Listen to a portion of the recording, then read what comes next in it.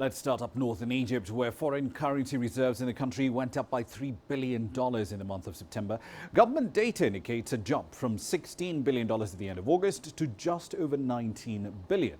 While on one hand, that is welcome news for a country whose reserves dropped by more than two-thirds in the years following the 2011 unrest, the source of the bulk of those reserves is currently unclear. Here's Yasser Hakim with more.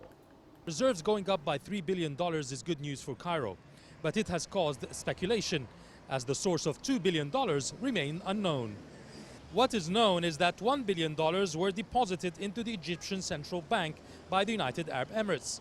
The country is also expected to have received $1 billion from the World Bank last month in the first tranche of a $3 billion loan aimed at supporting the financial reform program.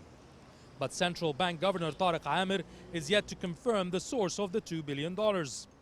The government is expected to raise another $3 billion from the dollar bonds next week before it can meet IMF's demand for a loan deal with Egypt.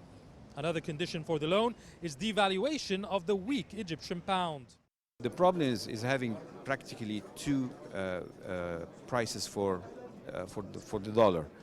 And the difference in prices has widened to almost 40 or 45%, which is extremely huge, which has caused a lot of confusion, which has caused a lot of problems for anyone who has to deal with the outside world. It has been suggested by many economists that the best way to deal with it is to float the pound to have a real value for the pound. The central bank has refrained from taking such a step in fear of public backlash. But the central bank governor and several ministers from the economic team are attending the IMF meetings in New York this week. They hope to push for the release of the first batch from the badly needed $12 billion loan agreement.